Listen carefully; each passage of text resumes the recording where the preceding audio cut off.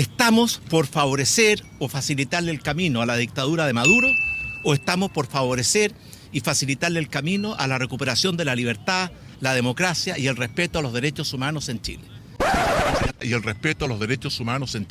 Hay que saber cómo hablar de derechos humanos y también cuándo hablar de ellos. En este Chile que exige a gritos el fin al modelo neoliberal heredado del dictador Pinochet, en donde sucede un fenómeno que se puede observar en los discursos del gobierno o en las redes sociales porque ha desaparecido. Términos que hasta hace poco se escuchaban a diario, como dictadura en Venezuela, el tirano de Nicolás Maduro o Chilezuela. Lo que tiene sentido porque con qué moral nos hablarían de dictaduras ajenas un gobierno que nos prometió tiempos mejores y en un mes ha sido responsable de más de 23 muertes, 280 personas con lesiones oculares o totalmente cegadas, 1100 denuncias por torturas, tratos crueles e inhumanos, 70 casos de violencia sexual por parte de los funcionarios públicos, entre las que se encuentran la violación sexual, el abuso sexual, la desnudez forzada y las amenazas sexuales, además de 2300 personas lesionadas, de las cuales más de 1400 han sido heridas por armas de fuego, y más de 5.500 detenidos durante el primer mes de manifestaciones, entre los que se anotan detenciones ilegales y desapariciones. ¿Con qué cara va a acusar de dictaduras a otros gobiernos? Un gobierno que acepta que el general director de Carabineros les diga a sus subalternos que no dará de baja a nadie que cometa abuso. A nadie voy a dar de baja por procedimiento policial. A nadie. O si me obliguen, no lo voy a hacer. Palabras que el gobierno no se ha atrevido a cuestionar, guardando un silencio tristemente cómplice, o susurrando que no habrá impunidad, frase vacía que ha repetido en reiteradas ocasiones el presidente, pero que hasta ahora ha sido solo palabrería, pues tras pasar varias semanas negando que existan violaciones a los derechos humanos, ahora dicen que van a investigar. Pero ¿alguien ha visto un mínimo gesto en ese sentido? Y ni hablar de condenar y enjuiciar a los responsables de los crímenes. Y no estamos hablando solo de carabineros y militares que cometieron abusos, sino sobre todo de los políticos. Entre ellos el primo del presidente y ex ministro del Interior Andrés Chadwick, principal responsable en dar las órdenes. Por el contrario, el general director de Carabineros Mario Rosas nos volvió a mentir hace poco cuando el martes 19 de noviembre anunció públicamente que suspenderían el uso de escopetas antidisturbios. Pero 2 días después, el viernes 21 de noviembre, resultó herido por perdigones de la policía propinados en la cara y en la pierna del camarógrafo de Chilevisión César López. Lamentablemente, la única palabra que ha cumplido el general Rosas ha sido la impunidad que le prometió a sus subalternos. Nada de actuar para frenar las violaciones a los derechos humanos, sino todo lo contrario. El último proyecto presentado por el presidente evasor de impuestos es para crear una especie de estado de emergencia permanente y que además permitirá que él no sea responsabilizado por los crímenes que cometan las Fuerzas Armadas, como sí es responsable por los de octubre. Es decir,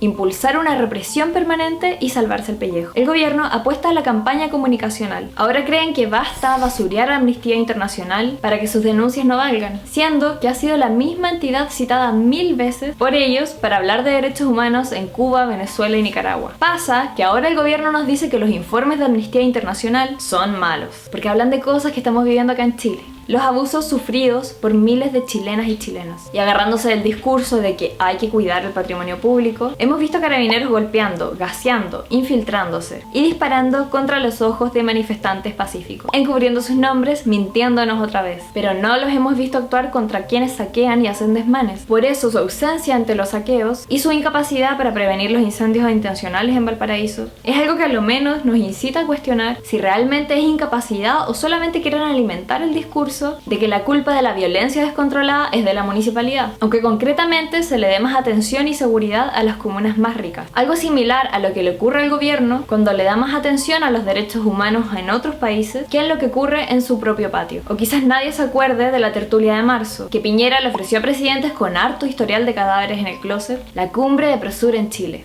un país que se vendía como oasis de democracia. Allí estaba Mauricio Macri, que tiene a Santiago Maldonado, Rafael Nahuel y a todo un submarino de la Armada entre sus muertos. Estaba Lenín Moreno, que también produjo sus víctimas en Ecuador. Iván Duque, que lleva 4 días de protestas en Colombia. Y ya tiene unos 5 fallecidos en su palmarés, sin mencionar los bombardeos de su ejército a menores de edad, que obligaron a su ministro de Defensa a renunciar. Y ni hablar de Jair Bolsonaro, que además de liberar el uso indiscriminado de armas de fuego, tiene a su hijo investigado por el asesinato de la concejala feminista Mariel Franco. Y una que no estaba, pero de seguro encajaría perfecto en la foto, es la presidenta interina de Bolivia, Janine Áñez, que en 2 semanas de gobierno de facto ya tiene más de 30 víctimas fatales. Además de Prosur y toda esta gente de calidad humana y defensora de la vida, también es parte del Grupo de Lima, otra instancia que vivía reuniéndose para hablar de Maduro, pero que ahora se hizo polvo y desapareció mágicamente de los noticieros, justo cuando había que probar su calidad democrática y su convicción con los derechos humanos, al tener que lidiar con las que son cometidas en su propio patio. Al fin y al cabo, esa ironía no es chistosa, porque estamos hablando de miles de vidas humanas que han sido afectadas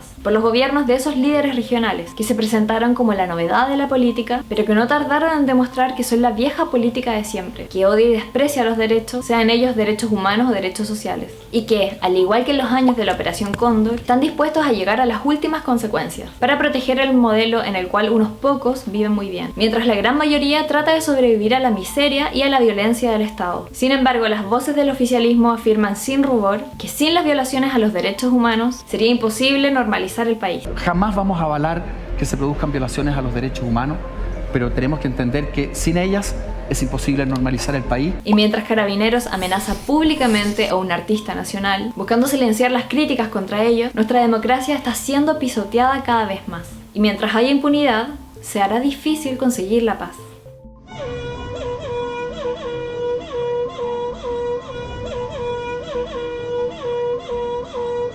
Si te gustó este video, suscríbete y comparte.